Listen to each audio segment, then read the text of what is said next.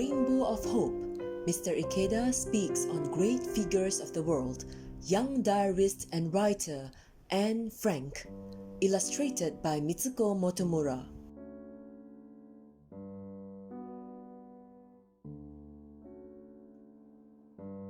My mentor, Soka Gakkai second president Josei Toda, always wanted to know what books I was reading and often asked me what they were about and my thoughts on them.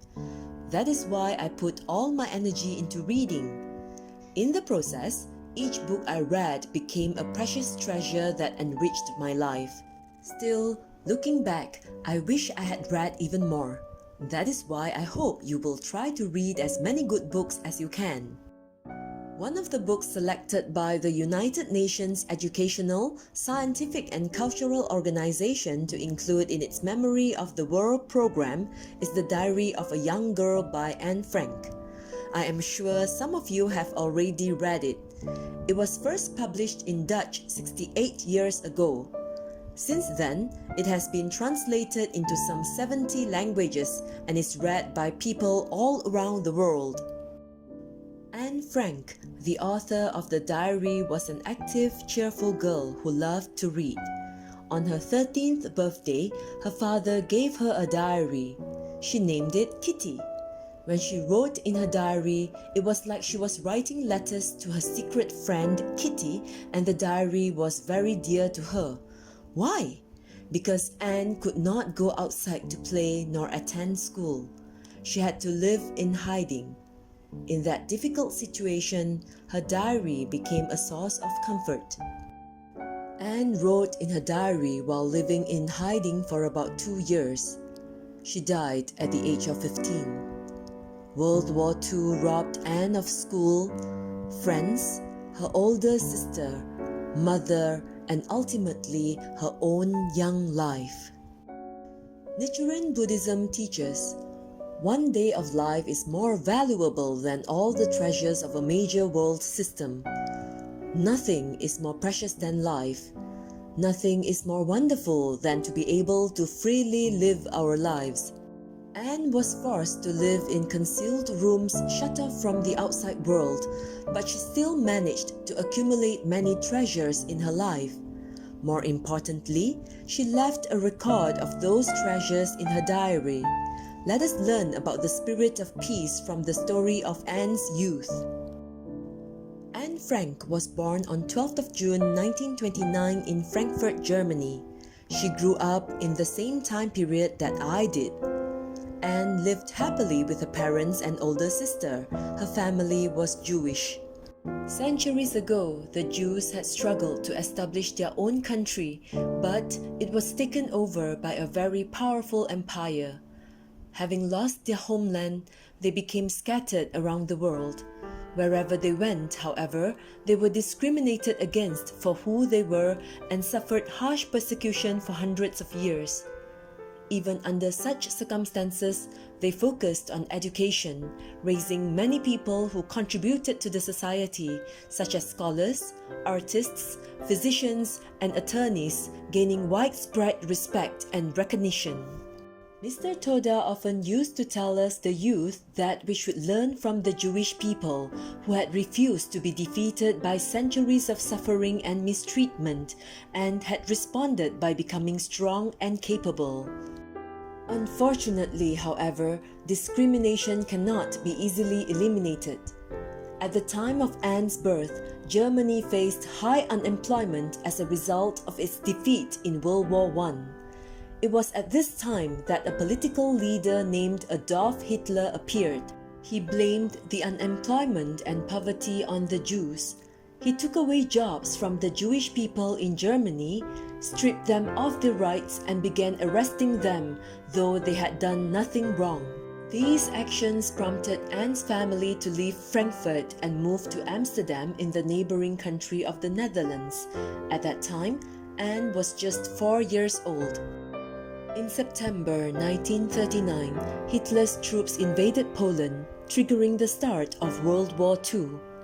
In May 1940, Hitler's army occupied the Netherlands, where Anne and her family were living.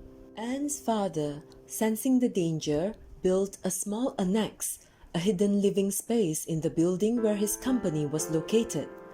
There, Anne's family went into hiding with another Jewish family. They were supplied with food and other necessities by employees of her father's company and other helpers. They had to keep the rooms where they were hidden dark and be careful not to make any noise, so that they would not be discovered and turned in to the Nazi authorities. They could not even flush the toilet or use running water during the day. Being disconnected from the world was really difficult for Anne, but she had her friend, her diary Kitty. By writing in her diary and sharing her thoughts with her secret friend, she was able to bring forth courage to face the trials of her daily existence. I also kept a diary from the time I was young, so I know what a source of strength it must have been for her.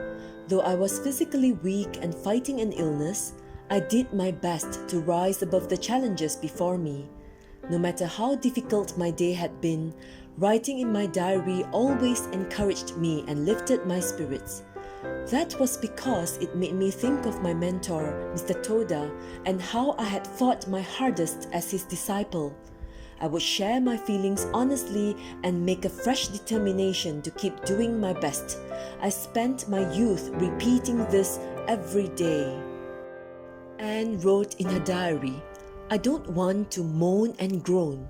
On the contrary, I want to be brave." Though some of the adults around her complained about their lives in the secret annex, Anne remained cheerful and positive. She wrote, "Things are only as bad as you make them. We each have to figure out how to get the better of our own moods."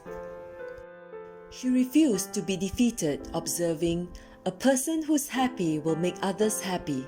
A person who has courage and faith will never die in misery." She never lost hope, saying, "We still love life, we haven't yet forgotten the voice of nature, and we keep hoping for everything." Anne dreamed of becoming a writer or a journalist. More than anything, she wanted to live in a way that helped others. She wrote, "I don't want to have lived in vain like most people. I want to be useful or bring enjoyment to all people, even those I have never met." But eventually, the hidden annex where Anne and her family were living was discovered, and everyone was sent to a concentration camp, a place of almost certain death. Anne eventually fell ill there and died in March 1945, just 2 months before the war in Europe ended. Anne's father was the only family member to survive. He published Anne's diary to widely share his daughter's hopes for a world free from war and discrimination. Nichiren Daishonin writes, "Words echo the thoughts of mind and find expression through the voice. When we write down our thoughts, they become written words, and when we speak them, they become our voices. When you write or voice your thoughts in a spirit of friendship, justice, or peace, even if you think you are not good at expressing yourself, your words will definitely reach people's hearts." I hope that you will share your thoughts, whether in writing or in speech, with your parents, family, friends, and others around you. That is the way to spread joy. Be good sons and daughters, expand your friendships, and promote peace. Be brave, write, speak, and challenge yourself, just as Anne did, and on her behalf.